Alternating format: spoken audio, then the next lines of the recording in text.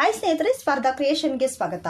ಇವತ್ತು previous year question ಪೇಪರನ್ನು ನಾವು ಯಾವ ಥರ ಬಿಡಿಸ್ಬೇಕು, ಯಾವ ಥರ ನೋಡ್ಕೋಬೇಕಾಗುತ್ತೆ ಏನು ಅನ್ನೋದು ಸಾಕಷ್ಟು ಜನರು ಕೇಳುವಂಥದ್ದು. ಸೊ ಯಾವ ಥರ ನೋಡ್ಕೋಬೋದು ಅಂತ. ಇದು ಪ್ರೀವಿಯಸ್ ಇಯರ್ ಕ್ವಶನ್ ಪೇಪರಿನ ಬುಕ್ ಆಗಿದೆ. ಸೊ ಇವಾಗ ನ್ಯೂ ಅಡಿಷನ್ ಇದೆ, ಇದು ಓಲ್ಡ್ ಅಡಿಷನ್ನು. ಇಲ್ಲಿ ನಿಮಗೆ 25 ವರ್ಷದ UPSC ಪ್ರಿಲಿಮ್ಸ್ ಕ್ವಶನ್ಸ್ಗಳು ಇದ್ದಾವೆ. ಅದ್ರ ಜೊತೆಗೆ ಸಾಲ್ವ್ಡ್ ಕೂಡ ಇದೆ. ಅಂದರೆ ಯಾಕೆ ಇದೆ ಆನ್ಸರ್ ಏನು ಅನ್ನುವಂಥ ಸಾಲ್ವ್ಡ್ ಕೂಡ ಇದೆ. ಸೊ ಟಾಪಿಕ್ ವೈಸ್ ಇದೆ, ಯಾವ ಥರ ಇದೆ ಅನ್ನೋದನ್ನು ನೋಡ್ತಾ ಹೋಗೋಣ. ಈ ಬುಕ್ಕಿಗೆ ಸಂಬಂಧಪಟ್ಟಾಗೆ ಇವಾಗ ನ್ಯೂ ಅಡಿಷನ್ ಇದೆ, ಸೊ ನೋಡ್ಕೋಬೋದು. ಈ ಬುಕ್ ಒಂದು ಇತ್ತು ಅಂತ ಹೇಳಿದರೆ ನಿಮಗೆ ಕಂಪ್ಲೀಟ್ ಆಗಿ UPSC ಎಕ್ಸಾಮಿನ ಬಗ್ಗೆ ಸಂಪೂರ್ಣವಾಗಿ ಡೀಟೇಲ್ಸ್ ತಿಳಿಯುತ್ತೆ. ಮೊದಲು ನಿಮಗೆ ಸಿಲಾಬಸ್ಸನ್ನು ಕೂಡ ಈ ಬುಕ್ಕಲ್ಲೇ ಕೊಟ್ಟಿದ್ದಾರೆ. ಹಾಗೆ ಎಕ್ಸಾಮ್ ಪ್ಯಾಟ್ರನ್ ಯಾವ ಥರ ಇದೆ, ಎಕ್ಸಾಮ್ ಯಾವರೆಲ್ಲ ನಡೆಸ್ತಾರೆ, ಹಾಗೆ ಎಕ್ಸಾಮ್ ಪ್ಯಾಟ್ರನ್ ಯಾವ ಥರ ಒಳಗೊಂಡಿರುತ್ತೆ, ಪ್ರಿಲಿಮ್ಸ್ ಯಾವ ಥರ ಇರುತ್ತೆ, ಮೇನ್ಸ್ ಯಾವ ಥರ ಇರುತ್ತೆ, ಅದರಲ್ಲಿ ಯಾವ್ಯಾವ ಸಬ್ಜೆಕ್ಟ್ ಬರುತ್ತೆ ಏನು ಅನ್ನೋದು ಡೀಟೇಲ್ಸ್ ಆಗಿ ನಮಗೆ ಈ ಬುಕ್ಕಿಂದನೇ ಗೊತ್ತಾಗುವಂಥದ್ದು. ಹಾಗೆ ವೇಟೇಜ್ ಕೂಡ ಇದೆ. ಇವಾಗಿನ ಇದು 2019 ಮಾತ್ರ ಇದೆ. ಇವಾಗ ನ್ಯೂ ಅಡಿಷನಲ್ಲಿ 2022 ಕೂಡ ಅನಾಲಿಸಿಸ್ ಮಾಡಿ ನಿಮಗೆ ಕೊಟ್ಟಿರ್ತಾರೆ. ಪೇಪರ್ ವೈಸ್ ಯಾವ ಥರ ಇದೆ, ಪೇಪರ್ 1, ಪೇಪರ್ 2, ಪೇಪರ್ 3 ಯಾವ ಥರ ಇದೆ ಅನ್ನೋದನ್ನು ಕೊಟ್ಟಿದ್ದಾರೆ. ಸೊ ನೋಡ್ಕೋಬೋದು, ತುಂಬಾ ಯೂಸ್ಫುಲ್ ಆದಂಥದ್ದು. ಹಾಗೆ ಸಬ್ಜೆಕ್ಟ್ ವೈಸ್ ಇದೆ. ಈಗ ಜಿಯೋಗ್ರಫಿಗೆ ಸಂಬಂಧಪಟ್ಟಿರುವ ಹಾಗೆ ಏನೇನು ಟಾಪಿಕ್ ಇದೆ ಸಿಲಾಬಸ್ಸಲ್ಲಿ, ಯಾವ ಥರ ನಾವು ಸ್ಟಡಿ ಮಾಡಬೇಕು, ನಿಮ್ಗೊಂದು ಐಡಿಯಾ ಸಿಕ್ಬಿಡತ್ತೆ. ಸಿಲಾಬಸ್ ಕೈಯಲ್ಲಿ ಸಿಕ್ತು ಅಂತ ಹೇಳಿದ್ರೆ ನಿಮಗೆ ಒಂದು ಅರ್ಧ ಅದ್ರ ಭಾರ ಕಮ್ಮಿ ಆದಾಗೆ, ಅಂದರೆ ಈ ಎಕ್ಸಾಮಿನ ಬಗ್ಗೆ ನಮಗೊಂದು ಸ್ವಲ್ಪ ಗೊತ್ತಾದಾಗೆ.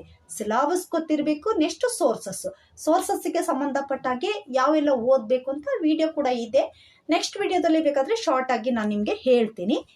ಇವಾಗ ಸದ್ಯಕ್ಕೆ ಎಕನಾಮಿ ಮತ್ತು ಪೊಲಿಟಿ, ಜಿಯೋಗ್ರಫಿ, ಎನ್ವಿರಾನ್ಮೆಂಟ್, ಸೈನ್ಸ್ ಮತ್ತು science and technology, next current ಅಫೇರ್ಸ್ಗೆ ನಾವು ಏನಕ್ಕೆಲ್ಲ ಒತ್ತು ಕೊಡಬೇಕಾಗತ್ತೆ, ಎಷ್ಟು ವೇಟೇಜ್ ಇದೆ ಅನ್ನೋದನ್ನು ಕೂಡ ನೋಡ್ಬೋದು. ಇನ್ನು ಕ್ವಶನ್ಸ್ಗಳನ್ನು ನೋಡ್ತಾ ಹೋಗೋದಾದ್ರೆ ಯಾವ ಥರ ಕ್ವಶನ್ಸ್ಗಳು ಕೇಳ್ತಾ ಇದ್ದಾರೆ ಅಂತ ಇಲ್ಲಿ ಸಬ್ಜೆಕ್ಟ್ ವೈಸ್ ಕೊಟ್ಟಿದ್ದಾರೆ. ಏನ್ಸಿಯಂಟ್ ಹಿಸ್ಟ್ರಿಗೆ ಸಂಬಂಧಪಟ್ಟಾಗೆ ಕ್ವಶನ್ಸ್ಗಳು ಯಾವ ಥರ ಬಂದಿದ್ದಾವೆ ಅಂತ ಇಲ್ಲಿ ಇಸ್ವಿಯನ್ನು ಕೊಟ್ಬಿಟ್ಟು ನಿಮಗೆ ಕ್ವಶನ್ಸನ್ನು ಕೊಟ್ಟಿದ್ದಾರೆ. ಇತ್ತೀಚಿನ ದಿನಗಳಲ್ಲಿ ನ್ಯೂ ಅಡಿಷನ್ ಅನ್ನು ತೆಗೆದುಕೊಂಡ್ರೆ 2020ರಿಂದ ಈ ಕಡೆ ಕ್ವಶನ್ ಪೇಪರ್ ಸ್ವಲ್ಪ ಟಫ್ ಆಗಿ ಬರ್ತಾ ಇದ್ದಾವೆ.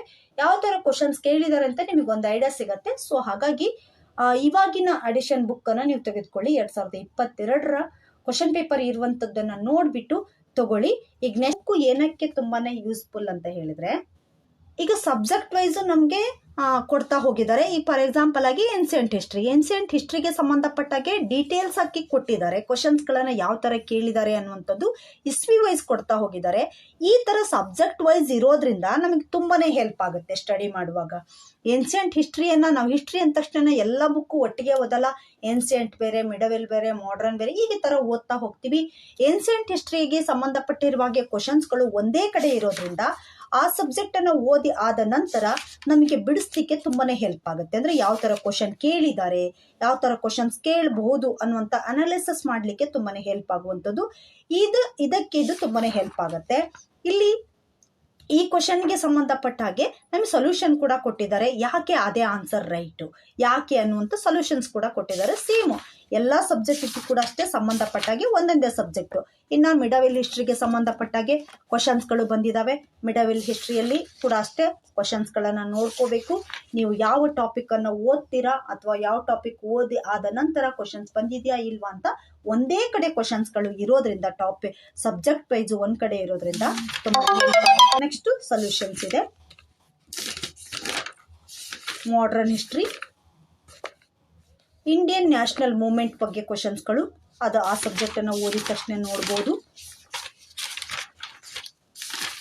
ಅದಾದಮೇಲೆ ಸೊಲ್ಯೂಷನ್ಸ್ ಇದೆ. ನೆಕ್ಸ್ಟು ಓಲ್ಡ್ ಜಿಯೋಗ್ರಫಿಗೆ ಸಂಬಂಧಪಟ್ಟಿರುವಂಥದ್ದು ಕ್ವಶನ್ಸ್ಗಳು ಯಾವ ಥರ ಬರ್ತಾ ಇದ್ದಾವೆ ಅನ್ನುವಂಥ ಒಂದು ಐಡಿಯಾ ಸಿಗ್ತಾ ಹೋಗುತ್ತೆ. ನಂತರ ಇನ್ನು CSATಗೆ ಸಂಬಂಧಪಟ್ಟ ಹಾಗೆಯೂ ಕೂಡ ಇದರಲ್ಲಿ ಇನ್ಫಾರ್ಮೇಷನ್ ಸಿಗ್ತಾ ಹೋಗುತ್ತೆ ನಿಮಗೆ. ಇದು CSAT ಕ್ವಶನ್ಸ್ಗಳು.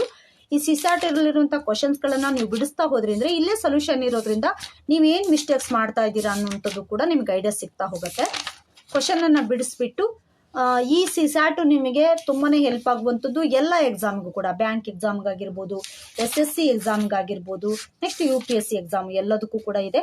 ಸೊ ನೋಡ್ಕೋಬೋದು. ಅರ್ಥಮೆಟಿಕ್ ಬಗ್ಗೆ ಕ್ವಶನ್ಸ್ಗಳು ಎಲ್ಲವೂ ಕೂಡ ಇದ್ದಾವೆ. ಹಾಗೆ ಸೊಲ್ಯೂಷನ್ಸ್ ಇದೆ.